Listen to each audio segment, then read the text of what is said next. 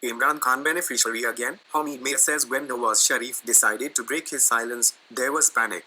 Opponents shouted so loudly that we too held our hearts and looked back and forth to see if any lion had come down from the hills of Margala to the highway. Thank goodness everyone was fine. Nawaz Sharif had decided to address a gathering of opposition parties in Islamabad only on video link. He was invited by Bilawal Bhutto Zardari, the young leader of the Pakistan People's Party (PPP), on telephone, and when Bilawal announced in a tweet that he had invited Nawaz Sharif to address the all-parties conference, the authorities were shocked. They were claiming daily that the opposition leadership was demanding an RO from them, but Nawaz Sharif's speech meant declaring war. And in this war, Shahbaz Sharif and Maryam Nawaz were also with Nawaz Sharif. The tumult of the speech before the speech disturbed the government ministers who were ousting Sheen from the noon and claiming that the paths of Nawaz Sharif and Shahbaz Sharif would soon diverge. In the all-party conference convened by Bilawal Bhutto Zardari on Sunday, on the one hand, Noon and Shen were one life, two hearts. On the other hand, only Zardari also seemed a bit too heavy for the government. However, MRSM Zardari, while welcoming the participants of the APC on behalf of his party, delivered a speech which was in fact a welcome speech, but the tone of those words had changed a bit as he concluded his speech with a stanza by Saifuddin Saif. He cried when he heard my story of sorrow. Those who tried to test me, cried after testing me.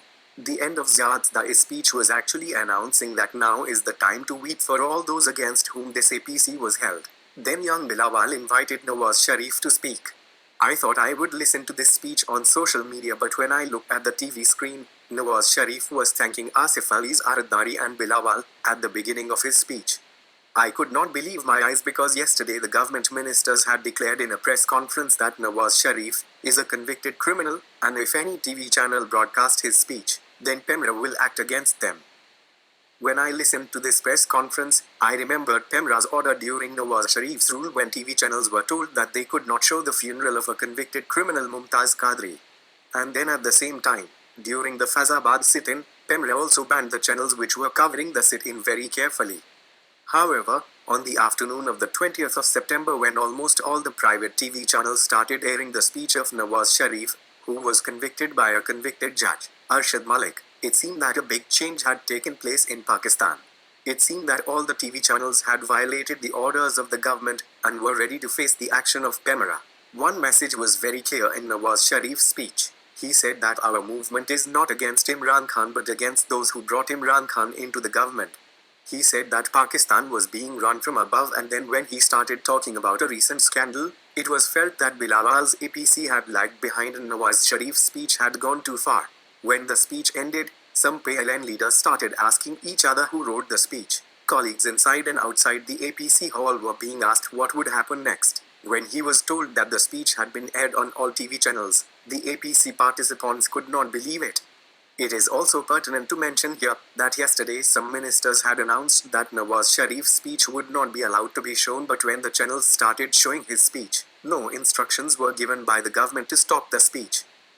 Perhaps the Prime Minister had guessed that if Nawaz Sharif's speech were shown on the channels, the government would not be harmed but the PLN would be harmed because Nawaz Sharif's target would be less Imran Khan and more state institutions, and Nawaz Sharif's views reach ordinary Pakistanis. They will know that Nawaz Sharif's fight is not with the PTI but with state institutions.